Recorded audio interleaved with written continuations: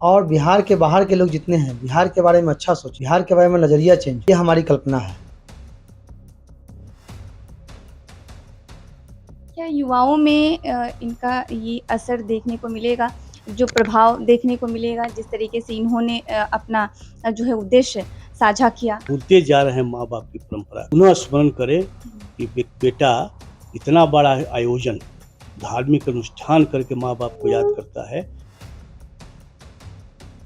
शिक्षा अपनी जगह पे, शिक्षा खूब पढ़े, लेकिन वह शिक्षा ही किस काम का, जिसमें माता पिता का सम्मान हम नहीं कर पावे, माता पिता का हम सेवा नहीं कर पावे।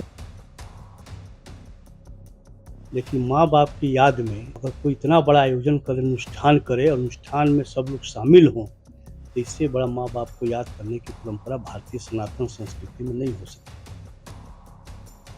हमारा बिहार में सिर्फ लिट्टी चोखा नहीं है। बिहार एक ऐसा जगह है कि जैसे ही डिस्ट्रिक्ट बदलता है, एक अलग व्यंजन प्रसिद्ध रूप से आता है। मेरा ऐसा मानना है कि किसी के अंदर में अगर दिल में जगह बनाना है, तो भोजन से बेहतर कोई चीज नहीं है। नमस्कार, आप देख रहे हैं वक्त की आवाज इंडिया। मैं हूं आपके साथ खुशी गोस्वामी। अभी हमारे साथ मौजूद हैं भाजपा के वरिष्ठ नेता लाल बाबू प्रसाद। सर, आप जिस तरीके से सर आए हुए हैं आपके पास, आपका सम्मान भी किए, जिस तरीके से इन्होंने एक भव्य आयोजन किया था, उसको लेके आप क्या कहेंगे? देखिए, यह आयोजन नहीं था, यह एक श्रद्धा था इनका। और माँ बाप को जिस प्रकार लोग भूलते जा रहे हैं, इन्होंने उस परंपरा को याद दिलाया है। लोग कहता था कि भाई ले गए कांवर पर बैठा के माँ बाप को श्रवण कुमार सेवा करने के लिए, लेकिन माँ बाप की याद में अगर कोई इतना बड़ा आयोजन करे, अनुष्ठान करे, अनुष्ठान में सब लोग शामिल हों, तो इससे बड़ा माँ बाप को याद करने की परंपरा भारतीय सनातन संस्कृति में नहीं हो सकता है। और मैं तो इनको साधुवाद देना चाहता हूँ कि आप इतना दूर रह के भी आपने माँ बाप को स्मरण करने के लिए आप यहाँ आए, और बड़े पैमाने पर लोगों का जुटान हुआ और लोगों ने श्रद्धांजलि व्यक्त किया। यह इनके लिए इससे बड़ा श्रवण पुत्र कुछ नहीं हो सकता है, जिन्होंने इस प्रकार के काम किए हैं। और मेरी शुभकामना है कि आगे उन्हीं के आशीर्वाद से, माँ बाप के आशीर्वाद से दिन दूना रात चौगुना करें। इससे बड़ा त्याग और तपस्या कुछ नहीं हो सकता है। क्या युवाओं में इनका ये असर देखने को मिलेगा, जो प्रभाव देखने को मिलेगा, जिस तरीके से इन्होंने अपना जो है उद्देश्य साझा किया? देखिए, कार्यक्रम इसीलिए होता है, कोई भी कार्यक्रम के पीछे उद्देश्य होता है। उद्देश्य वही होता है कि उसकी प्रेरणा और लोग ग्रहण करें। जो लोग, मैंने पहले भी कहा है कि जो लोग भूलते जा रहे हैं माँ बाप की परंपरा को, वो पुनः स्मरण करें कि बेटा इतना बड़ा आयोजन, धार्मिक अनुष्ठान करके माँ बाप को याद करता है, तो कम से कम इतना तो जरूर लोग करें कि माँ बाप का श्रद्धा और माँ बाप का सादा सत्कार करें। इतना तो लोग कर ही सकता है। तो कार्यक्रम भी इन्होंने इसीलिए किया कि आम समाज में इसका मैसेज जाए, इसकी प्रेरणा से लोग कुछ करें, इसके लिए इन्होंने किया है। और मैंने पहले भी कहा, मैं इनको साधुवाद दे रहा हूँ। इन्होंने जो आयोजन किया है, यह बधाई के पात्र हैं और कई लोगों के लिए उदाहरण पेश करने वाला कार्यक्रम है। आपने सर सम्मानपूर्वक इनको भेंट दिया, जिस तरीके से बिहार का सारा प्रसिद्ध चीज़ें जो हैं, मिठाइयाँ जो हैं, उसे ही क्यों चुना? बिहार जो हमारा है, भूमि है, जन्मभूमि रहा, मातृभूमि रहा।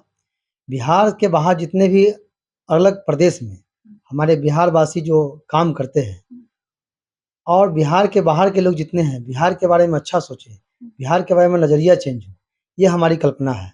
मातृभूमि और जन्मभूमि का जो कर्ज चुकाने का जो हमें अवसर प्राप्त हुआ है, इसी दौरान को लेकर के मैंने ऐसा निर्णय लिया कि बिहार, जिसे अगर किसी से भी प्रश्न किया जाता है बिहार का व्यंजन क्या है, तो बोलते हैं कि लिट्टी चोखा। नहीं, हमारा बिहार में सिर्फ लिट्टी चोखा नहीं है। बिहार एक ऐसा जगह है कि जैसे ही डिस्ट्रिक्ट बदलता है, एक अलग व्यंजन प्रसिद्ध रूप से आता है।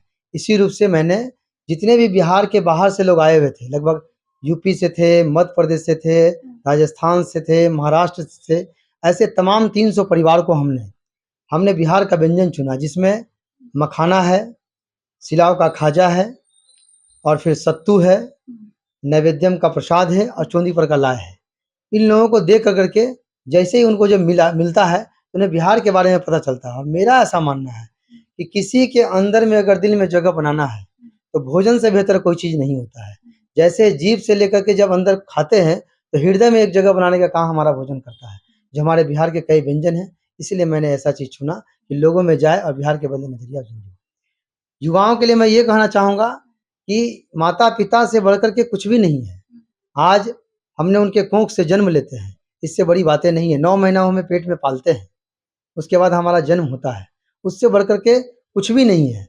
तो आज के युवाओं जितने भी लोग हैं, जिनकी दिशा भटक रहे हैं, उन्हें इस कार्यक्रम से प्रेरणा बिल्कुल लेना चाहिए।